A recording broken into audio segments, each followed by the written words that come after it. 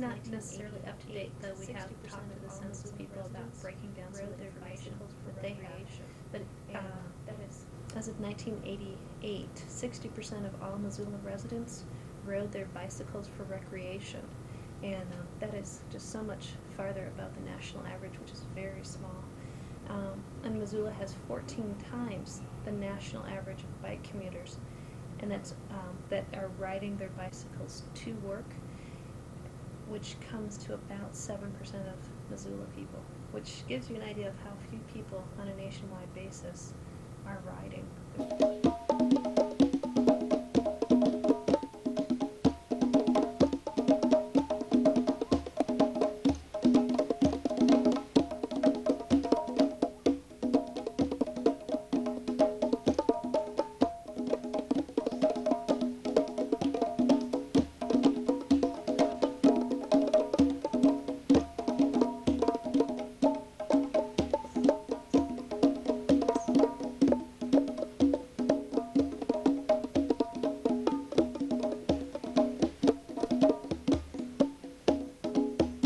Transportation plan is a plan that is being financed by the city and the county and the Forest Service and the University of Montana. It's being done by a group called Urban Edges out of Denver. And what they're looking at the entire Missoula Valley and identifying some routes for bicycling and for walking, just ways to get around town that isn't involving use of an automobile. They have been working for about 8 months now and meeting with different groups in town. They've had a number of meetings, and they'll be releasing a draft plan in September that gives their ideas of what the community could do to establish a more defined transportation system that's non-motorized. So what are some of the routes around Missoula? Well, in general, what the Missoula Trails Project has been working on for the last 3 years is connections from the urban area to the national forest areas that are right around town, like Patty Canyon, the Rattlesnake National Recreation Area, Blue Mountain are the closest areas. But we have a very strong, I guess you could call it a spine of the trail system, which is the riverfront, which is right in the heart of Missoula, goes through the downtown area and is a nice connection to the university. And then that extends out Hellgate Canyon on the Kim Williams Trail. So that's sort of the heart of the Missoula Trail system. But now we're also looking to establish a corridor up the Rattlesnake, and the city did receive some land and water conservation funding last year to look at establishment of a trail through the Rattlesnake Greenway, which would make a real nice connection from the downtown area or the riverfront, the university, up to the Rattlesnake National Recreation Area.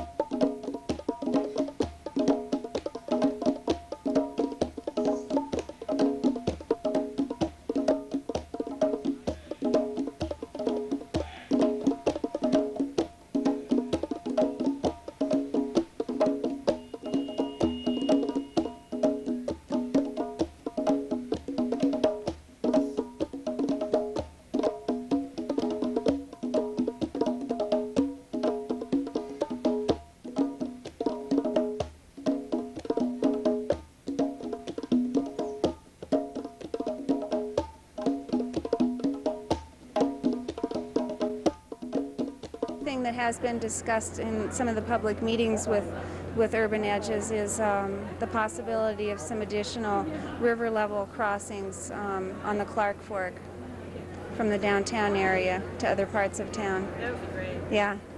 Some people think it's a good idea. Some people have some concerns about putting additional bridges along the riverfront, but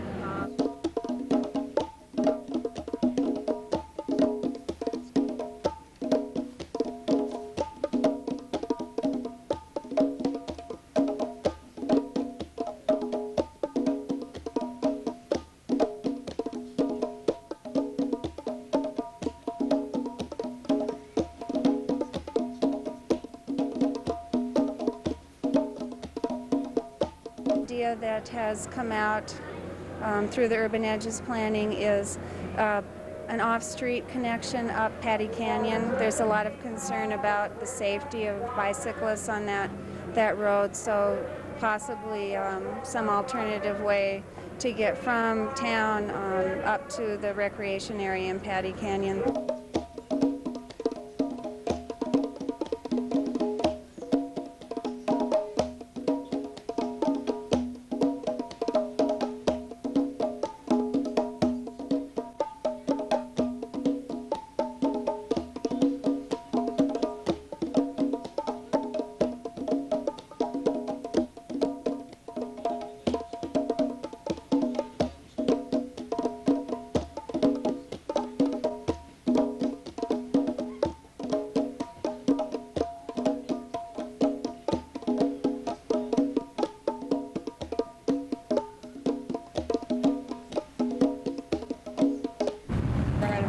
The city is definitely not bike-friendly yet.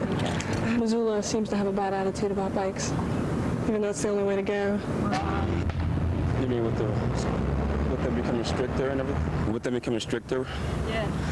I think it's dumb. I think that police have better things to do than chase people on bicycles who are riding on the sidewalk. It's not a major law. It's not like I'm going to run someone down or anything, and it's a waste of money. So you've never hit anybody on the sidewalk? No, I don't ride that much on the sidewalk, but when I do, it's not like I'm reckless or I'm gonna hurt someone. And a lot of times, the police get really upset about that for some reason. Have you had any encounters with them since they've been on the street? Yes, I have. About 3 or 4. How did it go? Well, they were really angry. They didn't have to be that angry with me. I'm just riding on the bike. I'm not holding up a store or anything. And a lot of times they'll yell at me about it and everything. All they have to do is say, get off the sidewalk or just give me my ticket and I'll be about my ways instead of yelling at me and lecturing me. The best way you could do that is just education. I mean, you can do it through any form of media, pamphleting or whatever, a lot cheaper. You get a lot less attitude if you put a pamphlet out than if someone comes up to you in a bike outfit and says, you're doing the wrong thing. I like the fact that they have policemen on bicycles now.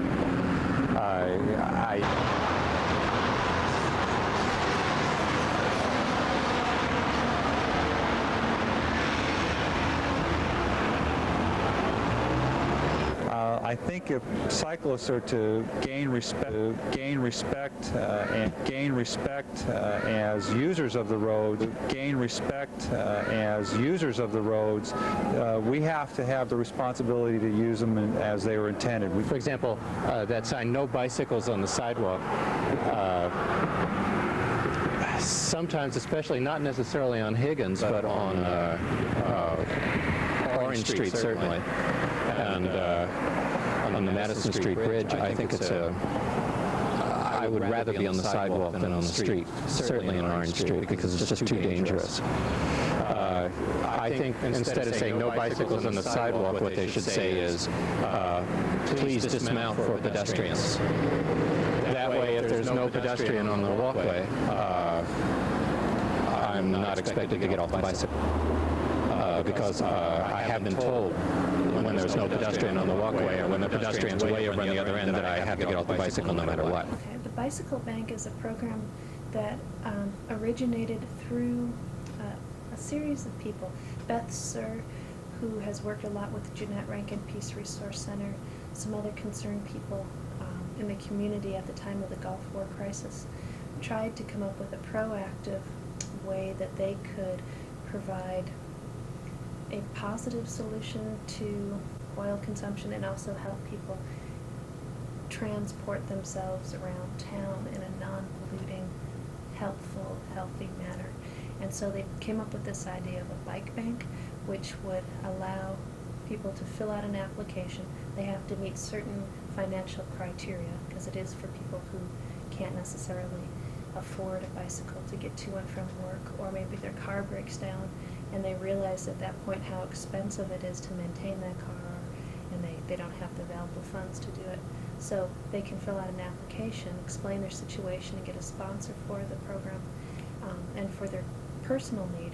And then we review it and look over their credentials and things like that, and assign people bicycles at that time after we've reviewed it.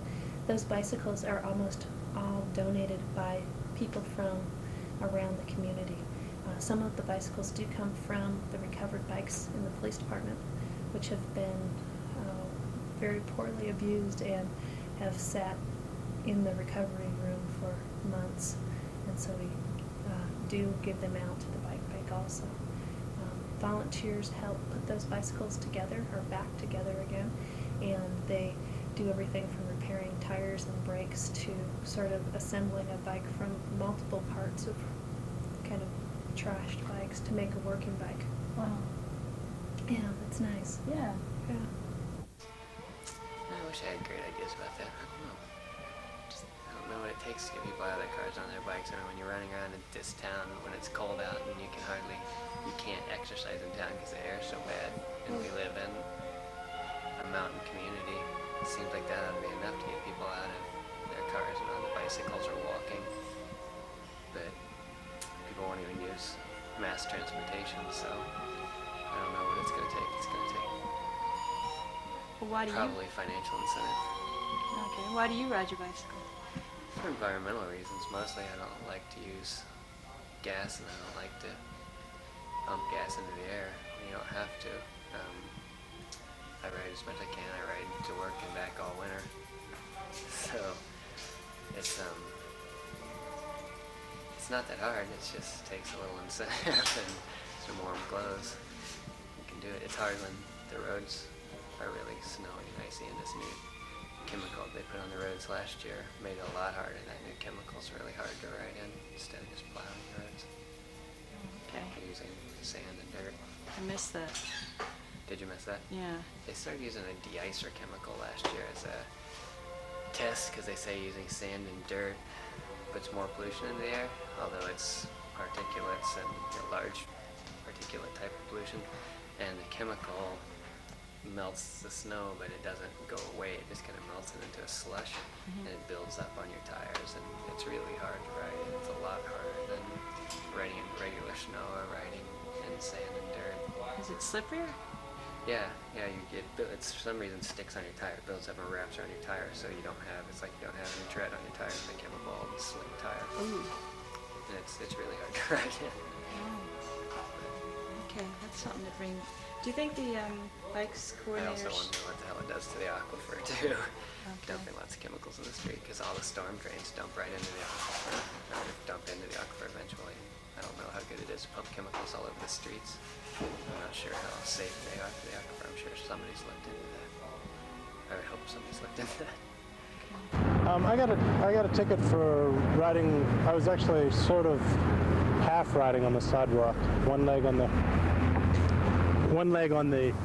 the ground, sort of pushing myself along the sidewalk. But the problem was I rode right up to a policeman who was giving someone else a ticket for riding on the sidewalk, and so there's not much he could do. But although I wasn't officially riding, he had to give me one. How do you feel about it? Well, I thought he was too hung up on the letter of the law as opposed to the spirit, because I wasn't really riding. I was sort of moseying along, and I had my take home from Casa Pablo's, and I wasn't like zooming down, endangering people's lives. So I thought it was uncalled for. What would you describe as the spirit of the law? Well, riding on the sidewalks is definitely a hazardous practice, and people shouldn't do it whenever there's people walking on the sidewalks or a busy time of day. But whenever there was no one there, and I was just sort of like pushing myself along, I thought it was like the letter of the law is don't ride on the sidewalks because you don't want to run people over. But I wasn't riding my bike. I was sort of near my bike. Can you make good and bad points. I definitely feel that bicycles should adhere to the rules. No riding on the sidewalks, paying attention to all traffic signs. Basically responsible riding. Unfortunately, I feel that by giving citations to those who don't, it kind of gives it a bike riding, boy, how do I say, it almost discourages bike riding. You know, for instance, if you're going to run to the store but you don't have a bike light at that time, you're going to jump into your car as opposed to jumping on your bike. Granted, you should have a bike light, but there are those times when you don't have one. And if you're going to get a $10 ticket, you'd much rather drive than take your bike. Seem like nice guys. They seem a lot more approachable now, I guess, since they're not in their cars, but I still think that I'd like to give them a run for their money sometime. People give you kind of weird looks, like if they're walking towards you and you can't figure out who has the right of way on the, like who. Like when you go back and forth with someone, you do that on a bike with a person and they always think they have the right of way, which I don't think is always fair, but be courteous and that type of thing. I don't know. I mean, they haven't bothered me so far, but I've heard that they've been giving people tickets and some bicyclists hard times, and it seems like there's it's a kind of strange way to go about policing things. And I think a lot of bicyclists are riding on the sidewalk because they feel unsafe in the road, and then they get a ticket for it. That seems kind of stupid. It seems like the problem is the town hasn't made bike lanes. It just seems like a backwards policy to me to like pay these people to like enforce, to try and create safety among bicycles when the main danger is from the automobile. On the bridge and you ride your bicycle, you stop? Yeah, just slow down. So your feet are on the ground. So you don't need a policeman to tell you to do that? No. I would think that most bikers, they'd get... What do you need? Because you would end up crashing into the side of the lane anyway. Your own safety. And it brings up, are you going to solve the root of the problem, or are you going to let the problem happen and then deal with it? And that's what police are for. The root of the problem being no bike lanes, or transportation that's all geared towards automobiles rather than bikes. I think it's important to have a helmet and a light on in the evenings. I think that's important to enforce and encourage. It seems like the fines are, if you're riding a bicycle a lot, you're trying to save, it's an economic thing, besides it seems like the fine shouldn't have to be $25. It seems pretty extreme. $5 or $10 is going to be enough to deter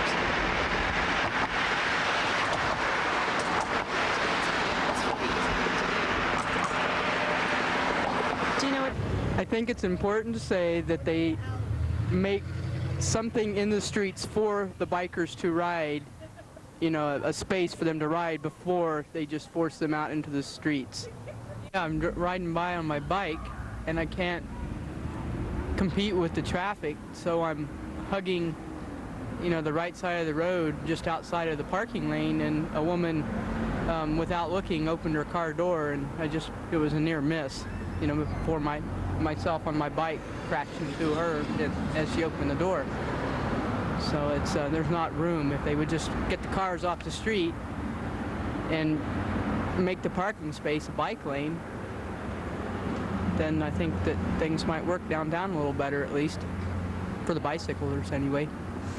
I think that's a very good point. We've noticed the most annoying thing that motorists do when we're riding where we should be is a motorist fails to judge our speed, zips by us 50 feet ahead of us, puts on a right turn signal, and makes a turn right in front of us. That's a very common move. Well, obviously, there's no education given to at all for bike riders, and also for motorists dealing with bicyclists. Obviously, that's a first step. When you go to get your driver's license, there should be something that talks about bicyclists. That's a start. What do you think motorists would need to know to be more considerate of bicyclists on the road? I think that they should know that a bicycle is a valid form of transportation and to be respected as one, and to be treated as one. You know, that's about it.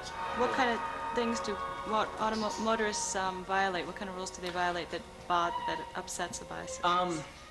I think that they feel that the bicycle should yield to a motorist mainly.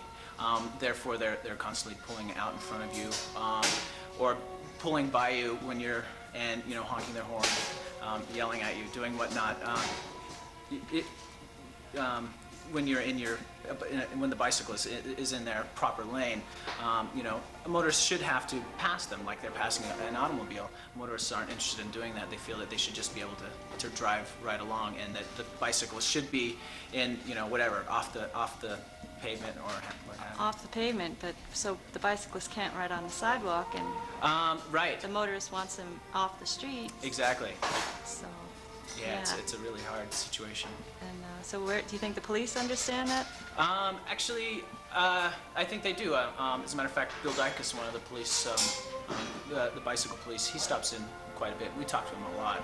I mean, it was just in this morning we were discussing this very issue, and he seems to think it's getting better, which it definitely is. I mean, there's a lot more cyclists, and it seems to me that there are actually a lot more cyclists that are adhering to the law, so which is also good, I guess.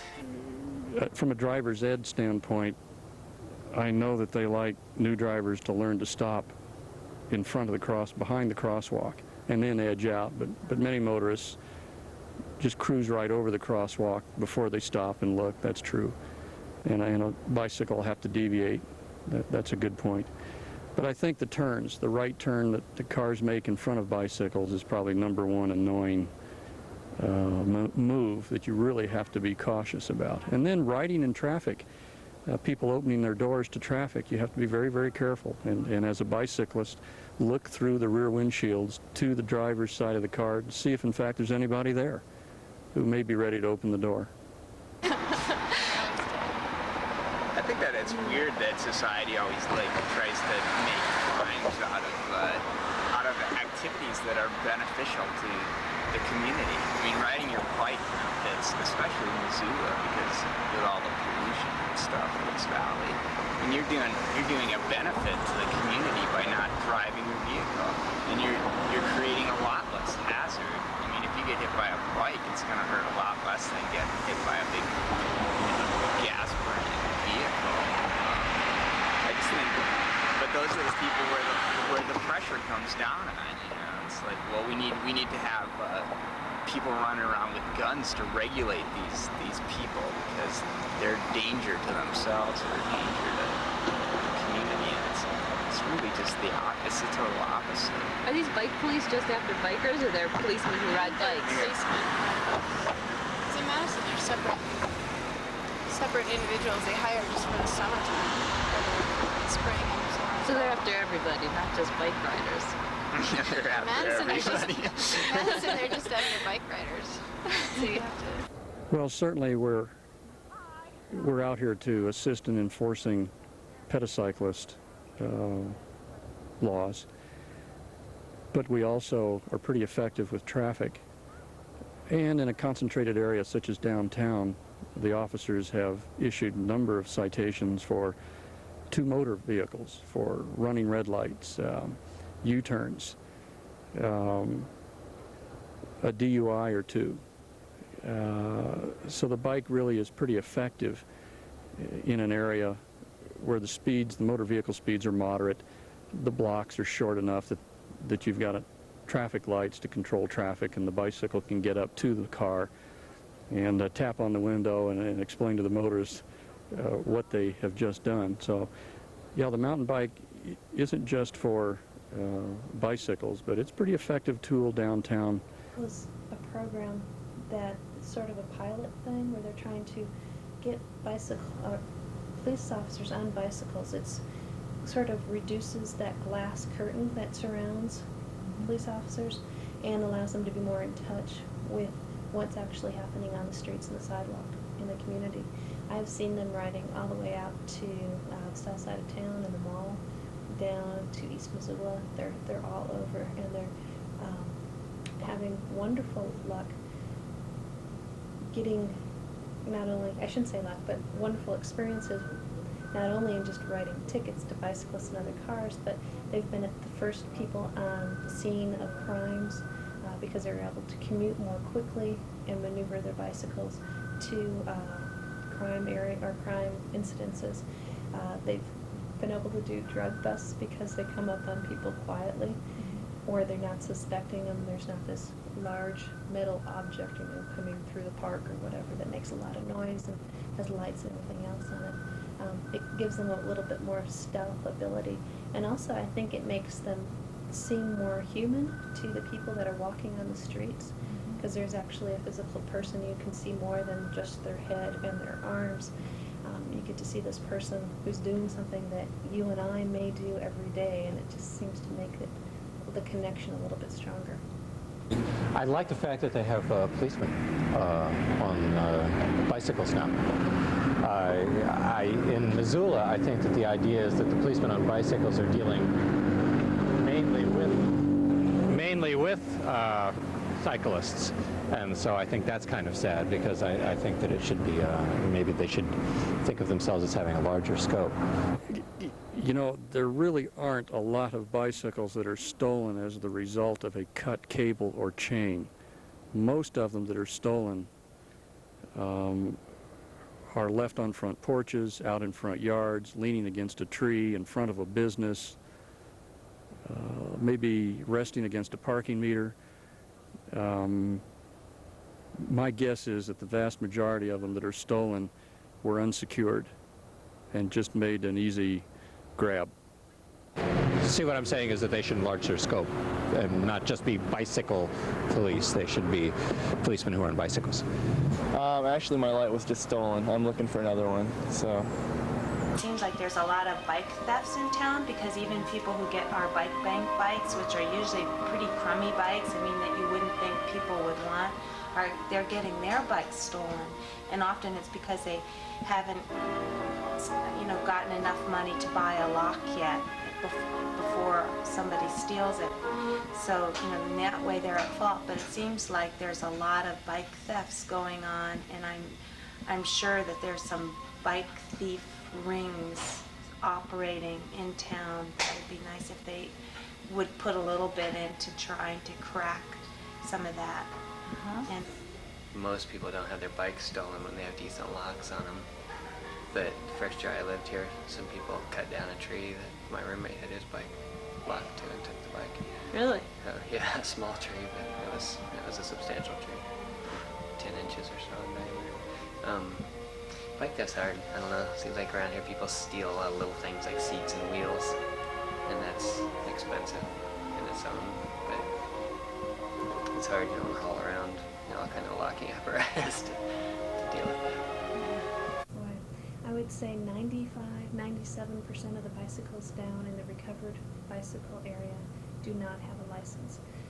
Almost all the bikes that come down there that have a license on them, I'm able to return. There are a few exceptions. Sometimes people will buy a bike from somebody who has licensed it, but they haven't transferred the license. And so at that point, we're not able to trace that person back to, or the bike and the license together.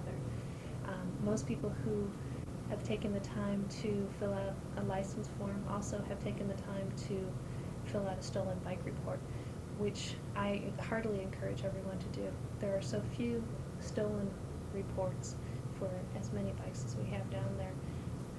Those bikes sit down there for 60 days, and I review them review the bikes with the stolen bike reports periodically, and then at the point of 60 days from the time of recovery, I review them one final time, and if there is no report matches, I will send them off to auction.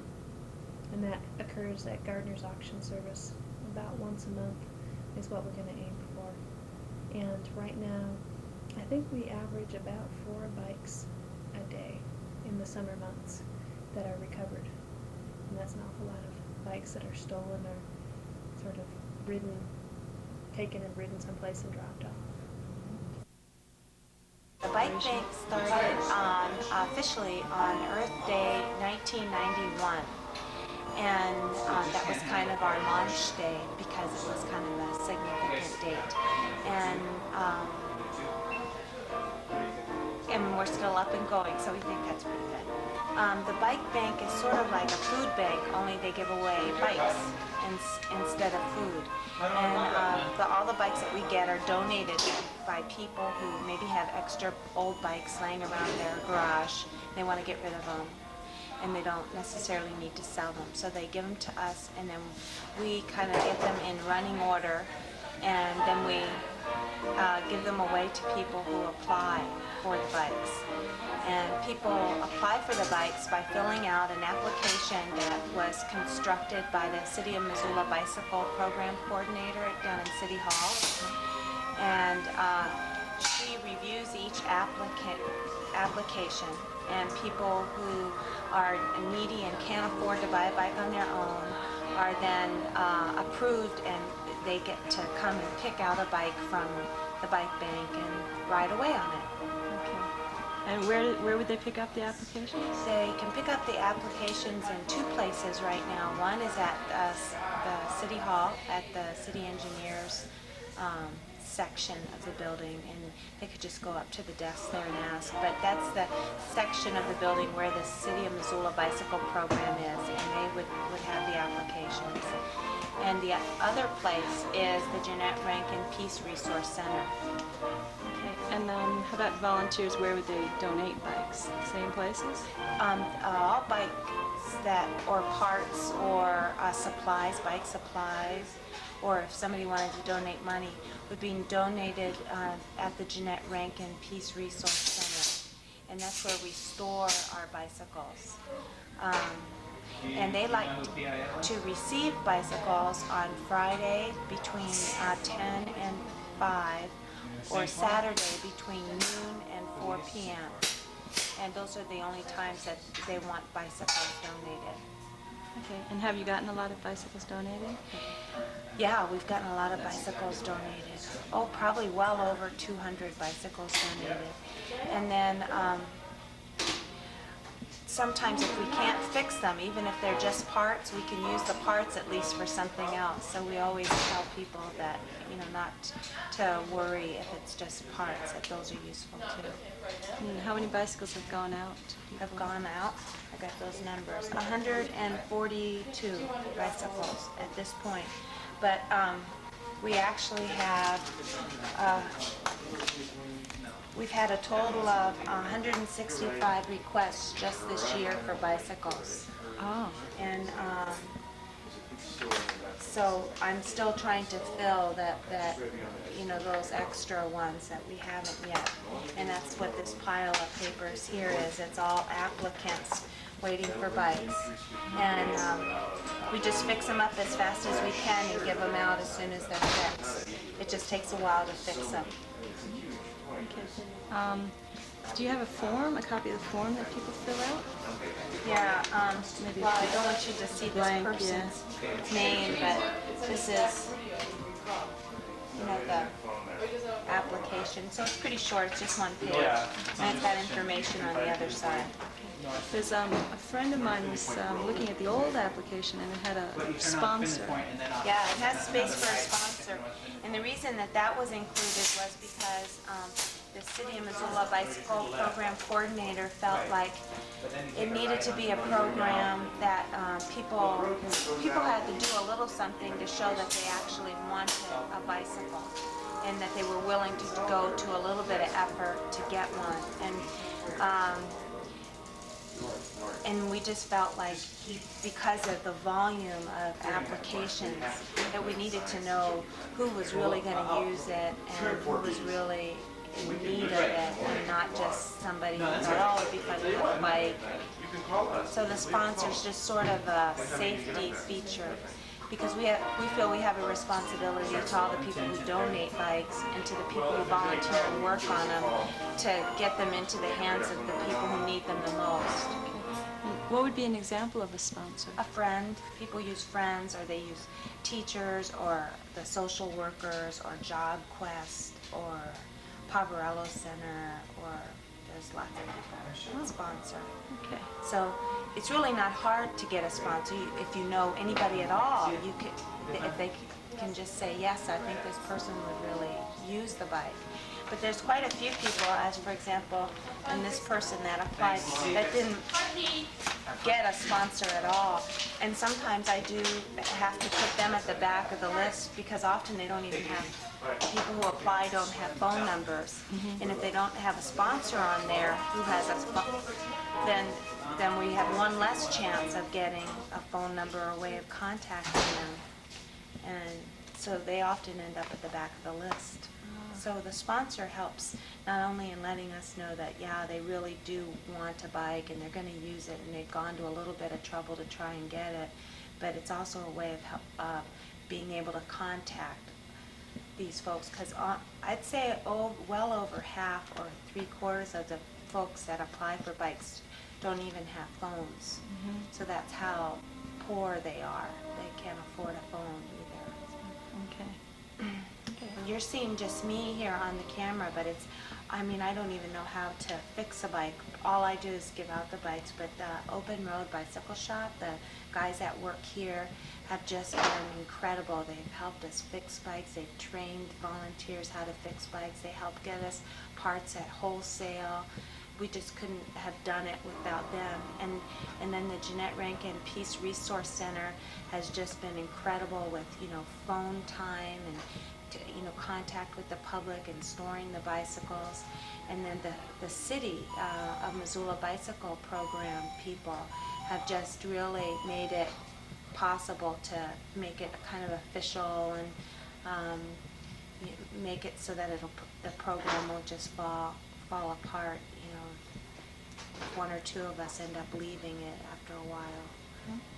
So it's kind of neat the way all these people have kind of come together and help out. And Pam Dietrich and Perry Gleisman have been backbones in fixing bikes.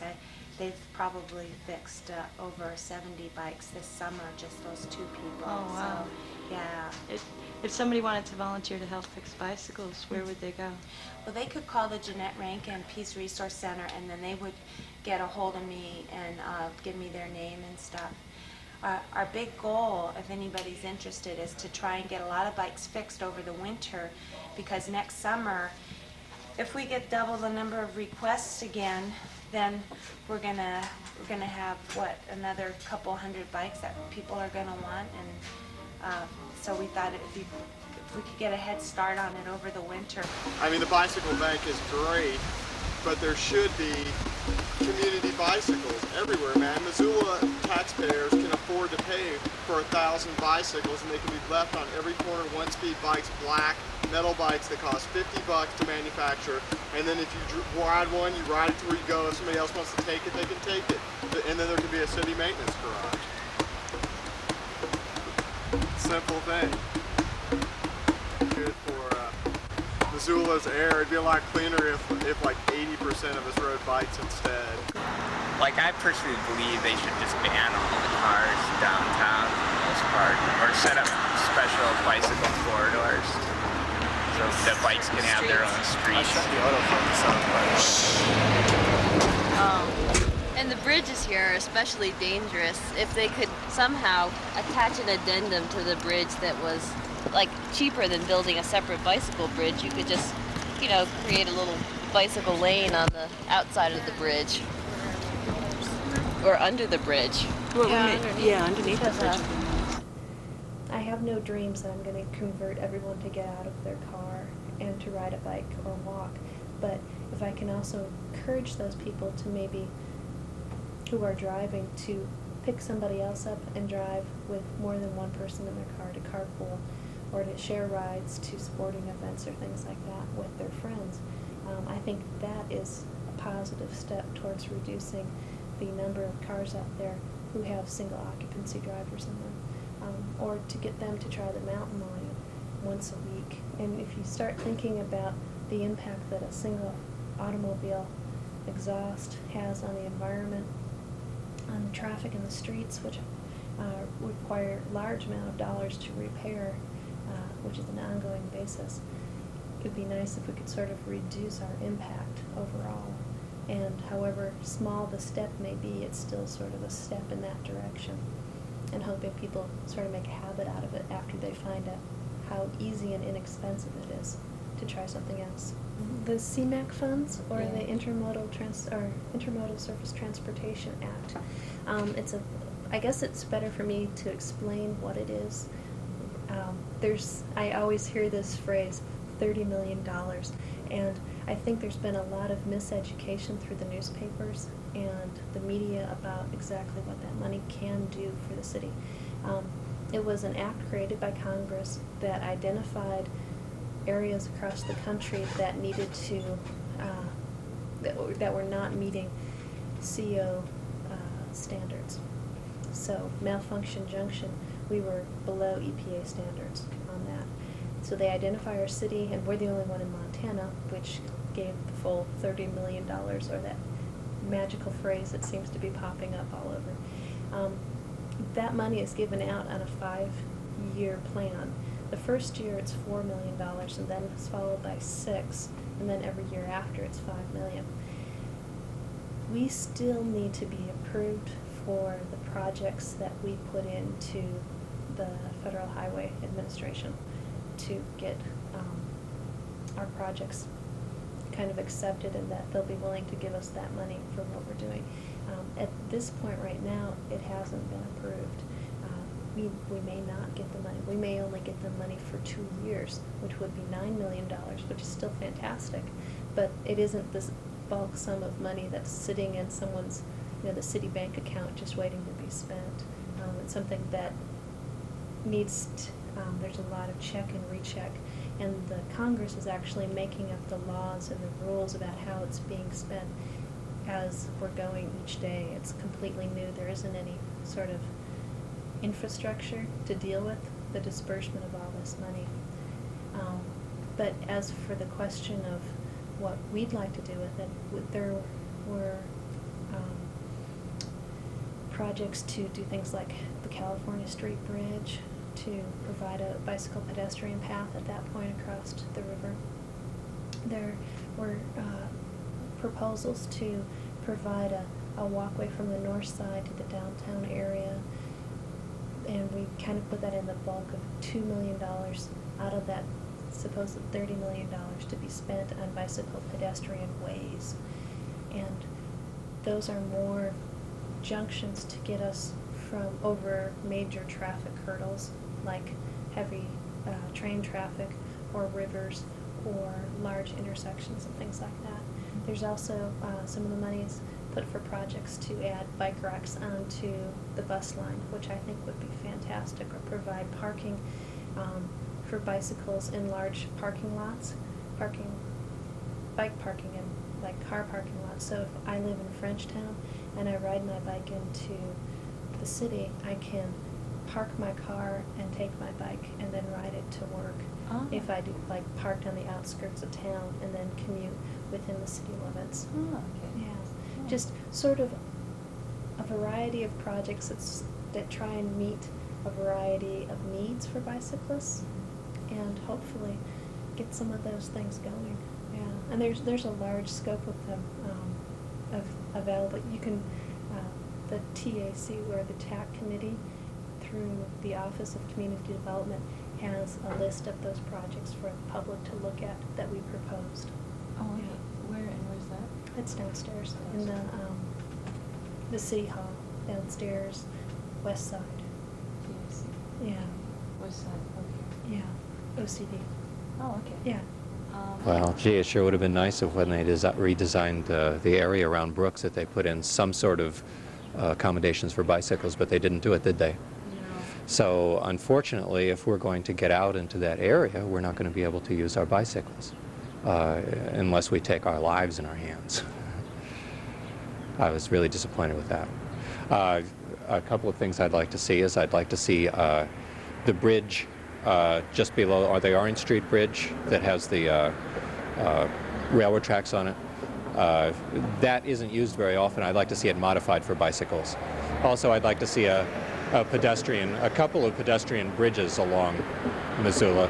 It would be nice to have one in between Higgins and Orange, and it would also be nice to have the one below Orange. I could see that being all integrated into this trail system here. I love this trail system. This trail system is wonderful. I add it on to my nightly bicycle rides. In the summer, my nightly bicycle rides are really important to me. Greeno Park, and then you can connect that up with this trail system that goes along the Clark Fork. It's really beautiful. But I mean, we have a wonderful opportunity to provide public spaces and trail systems in this town.